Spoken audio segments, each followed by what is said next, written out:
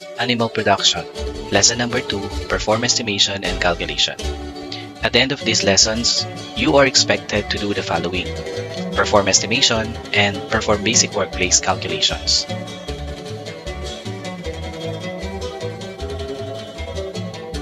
Estimation and calculation in poultry production. The farming system as a whole and animal production in particular is influenced by external factors. It includes the government policy on rural development, livestock development programs, and marketing, which must be considered in any analysis or evaluation. Feeding has been essential in the poultry production in determining the value of ration given to animals by estimation or calculation.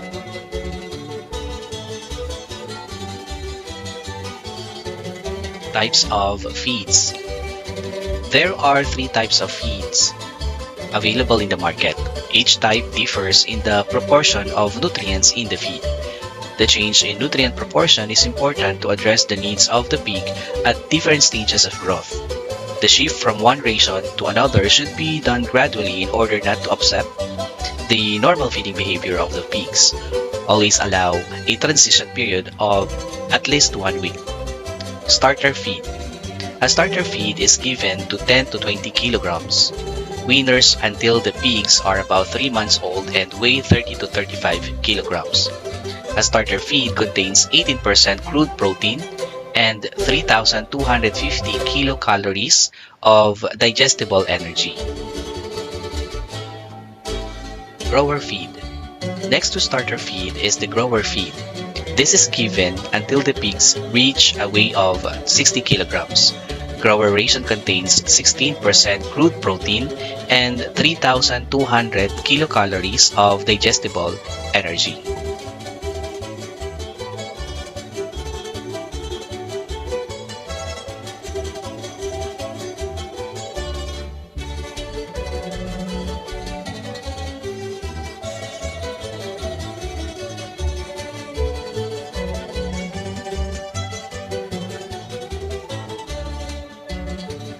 Finisher feed.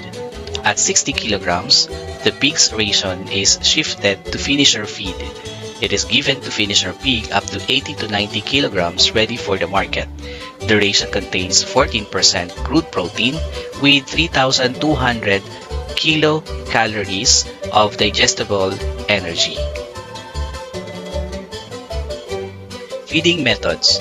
The growth performance of the pigs is not only affected by the quantity and quality of feed given, but also by the methods of feeding. The 3 basic feeding methods of finishers are restricted feeding, ad libitum, and combination of ad libitum and restricted. The level of feeding can vary from restricted feeding, which is about 80% satisfaction, to ad libitum level, which is 100% satisfaction. First is restricted feeding. In restricted feeding, the amount of feed given is controlled or limited to a certain amount just to satisfy the appetite of the pig. The advantages are better feed conversion ratio, lower feed cost and better performance, good carcass quality, better health control, less digestive problems. Disadvantages: lower average daily gain, unequal growth, especially if feed throw is not long enough to accommodate all pigs, more laborious, less chance of coping with higher market price. Restricted feeding is done through the use of a long feeding throw where all pigs eat at the same time. However, the length of the throw should be long enough to accommodate each fattener during feeding time. A good criterion for restricted feeding is that the throw should be empty after 15 or 20 minutes if given as slope. For dry mash or pelletized feeds, it is normally consumed in 20 to 30 minutes. The level of feeding is based on the growth rate of the pigs. Next is ad libitum feeding. Ad libitum feeding is feeding without restrictions and feed is made available anytime. This feeding method should be practiced if pigs finished have high growth potential and they are in a good health. Dry feed should always be used for this feeding method. Fresh feed improves the feed intake and feed efficiency. Thus, self-feeders should be emptied and cleaned at least once a week to prevent microbial spoilage. Pigs find infested feed unpalatable, thus wastage of feed is high. Continuous supply of fresh and clean water is important in ad libitum feeding because water intake increases when this method is practiced. The advantages of ad libitum feeding are higher ADG is achieved, less feed competition, less laborious, and we also have the disadvantage, which is thicker back fat, higher feed conversion ratio or higher feed cost, more digestive problems in younger pigs, less control on health problems. And last, we have the combination of ad libitum and restricted feeding. Pigs are fed ad libitum until they reach the weight of 50 kilograms and fed restricted until they are marketed. With this feeding method, the growth potential of the animal can be maximized during its first 50 kilograms of growth.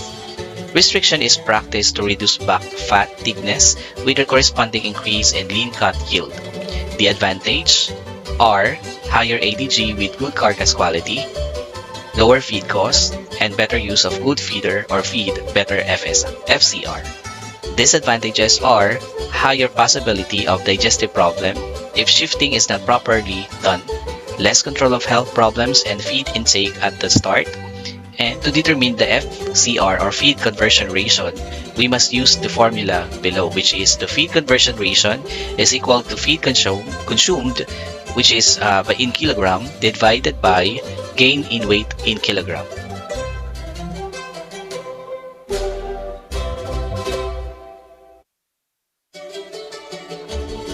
The analysis of production should be simple to suit the needs of backyard and small-scale poultry raisers.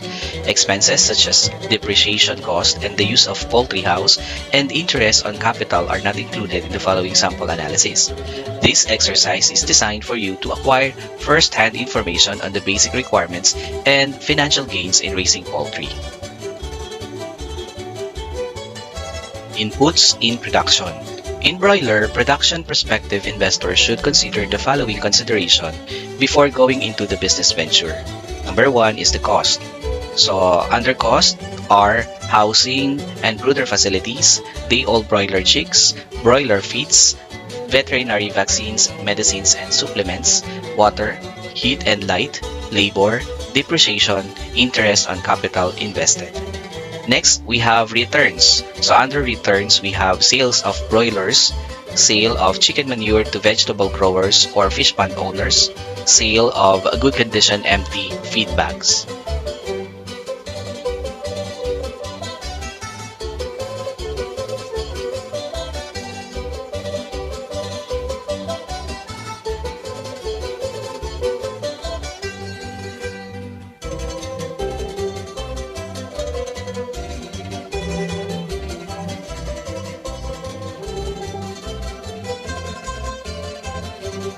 Now let's talk about record keeping in swine production.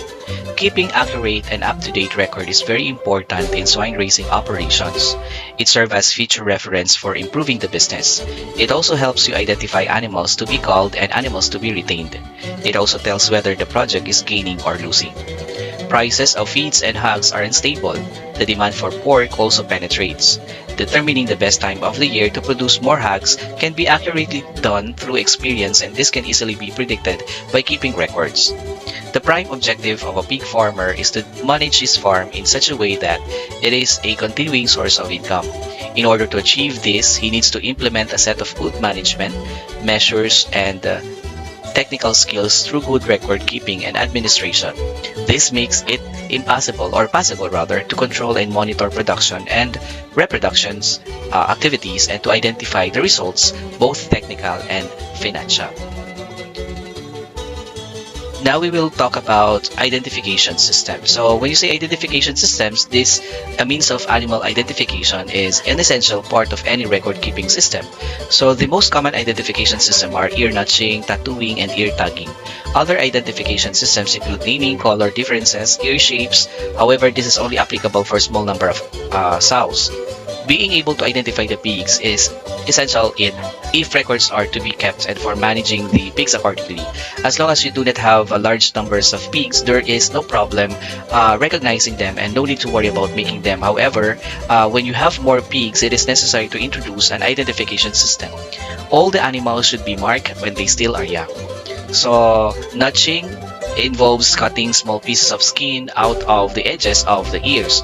So this is a very cheapened method of marking using only a very sharp knife. The wound made by the cutting should be disinfected with iodine. By having different patterns of the cuts, this can be used for the identification of pigs. Notching step by step or procedures. Number 1, catch the pig and secure it well. Clean the ears with methylated spirit. Clean the knife or pliers to be used for cutting with methylated spirit. Cut off the edge of the ear flap on the part of the ear that corresponds to the number you want to give the pig. Apply some disinfectant like iodine, healing oil, or wood spray to the cuts in the ear flap.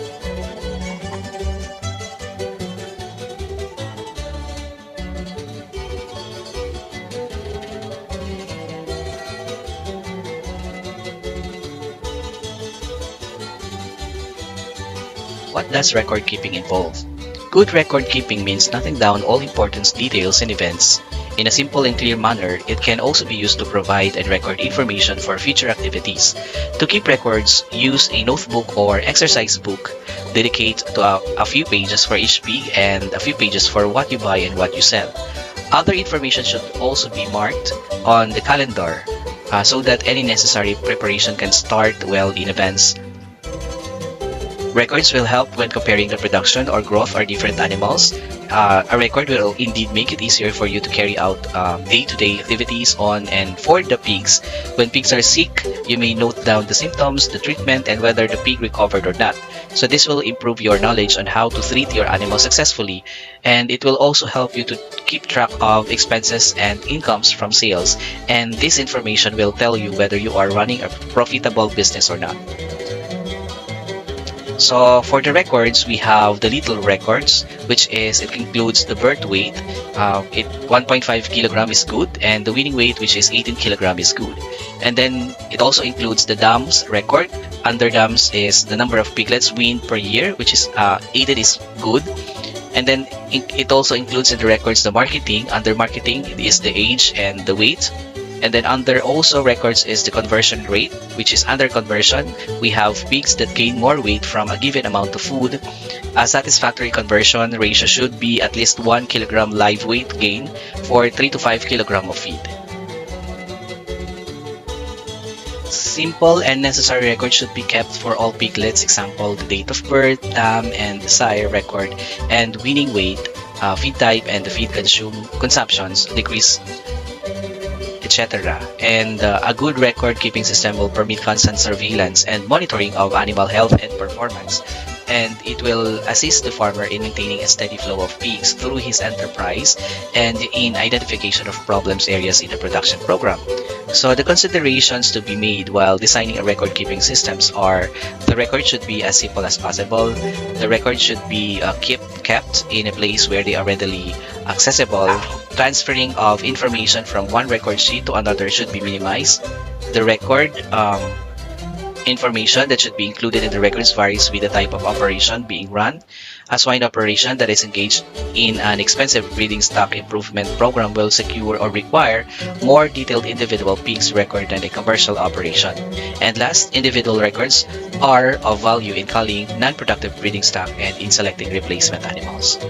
And then we also have the individual records. It includes the sow identification, reproduction record, date of first estrus or heat, breeding dates, farrowing dates, number of pigs born alive and number born dead, the average birth weight, abnormalities, weaning records, weaning date, weaning weigh, litter management records, dates of routine management practice, example the iron treatment or castration, and the herd record. So a record sheet summarizing important aspects of the herd production on a weekly or monthly basis should be kept. So the farmer can compare these records, which are a good measure of production efficiency, with previous figures as well as with production goals he has set for his production.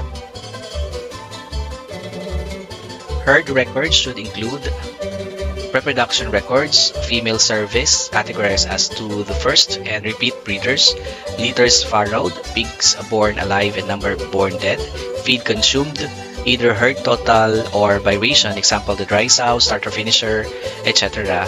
Pigs marketed, whether it is sow, boars, market or breeding stock. Pigs added, whether it is breeding stock from outside the herd. Market information, age at marketing of at least a sample number of pigs and their weight. Carcass indices of pigs marketed.